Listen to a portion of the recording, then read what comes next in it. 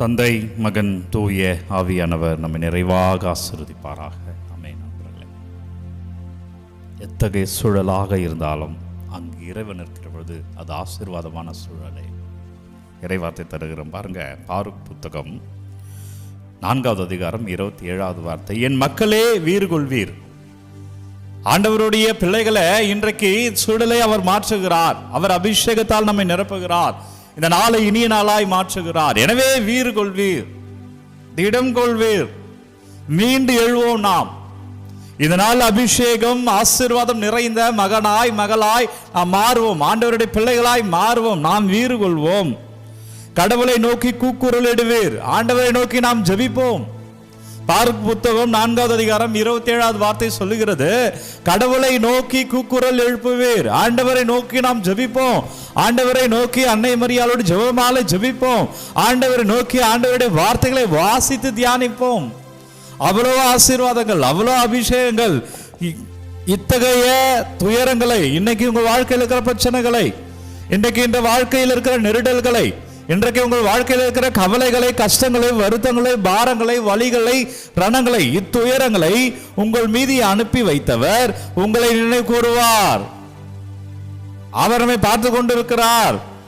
அவர் நம்மை ஆசீர்வதிக்க இருக்கிறார். அவர் நம்மை தொட இருக்கிறார்.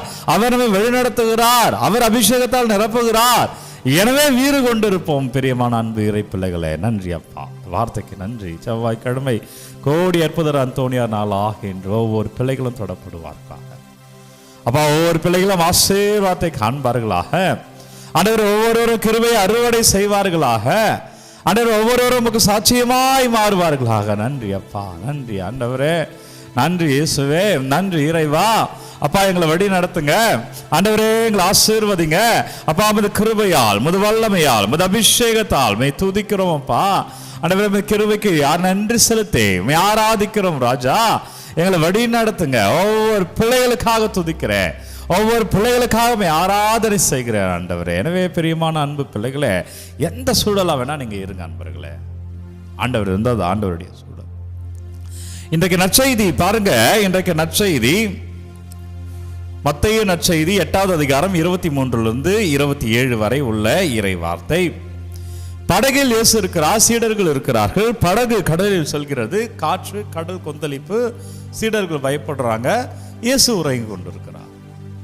பெரும்பாலும் நம்ம என்ன சொல்வோம், வாழ்க்கையில் பிரச்சனைகள் வருகிற பொழுது, சூழல் மோசமான சூழல், எனவே நான் ரொம்ப கஷ்டப்படுறேன், சூழ்நிலைகள் காரணமா இருக்கும் இல்லையா? ஆனா இங்க பாருங்க, அதுக்கு மாற்றா இயேசு ஒரு செய்தியை தருகிறார். சூழ்நிலைகள் காரணம் அல்ல, உன் மனநிலை தான் காரணம். ஒரே சூழல், காற்று, கடல், அபாயம், கடல் முழுகக்கூடும். சீடர்கள் அங்கலாய்க்கிறார்கள், கத்துகிறார்கள், அலறுகிறார்கள். ஏனென்றால் எந்த சூழலில் இருக்கிறது என்றால் படகு எப்பொழுது வேண்டுமானாலும் கவிழ்ந்து போகலாம்.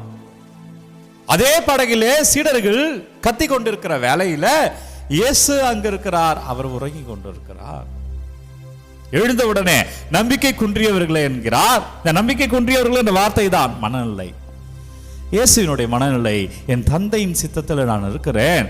எனவே இந்த துன்ப கிண்ணம் என்னை தொடாது, இந்த சூழ்நிலை என்னை ஒன்றும் செய்ய முடியாது என்ற நிலை. ஏன் பயப்படுற?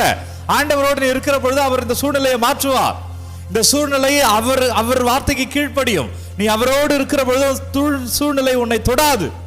பயம் பொறுத்தலாம், பேய் போல ஒரு உயர்ந்து நிற்கலாம், நீயே வியந்து பார்க்கும் வண்ணம் இருக்கலாம்.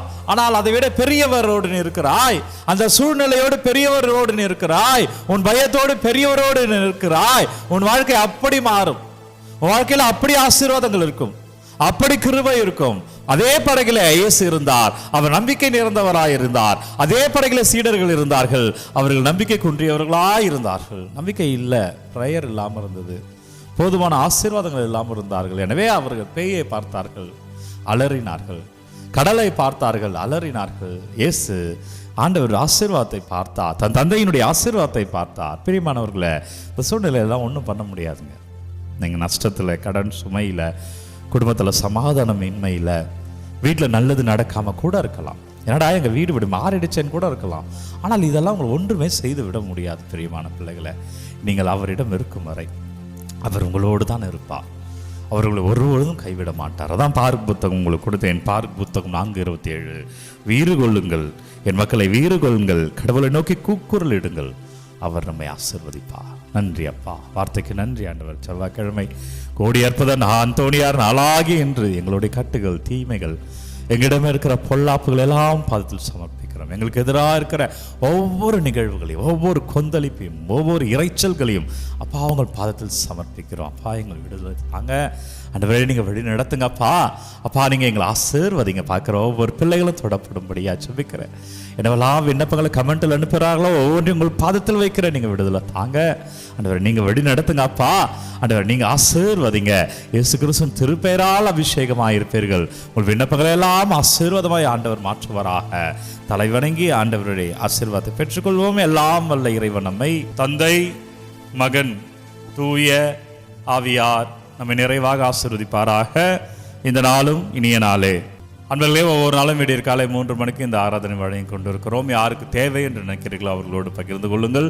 உங்கள் விண்ணப்பங்களை கமெண்டில் அனுப்புங்க. உங்களுக்காக நான் தொடர்ந்து ஜெபிக்கிறேன். God bless you.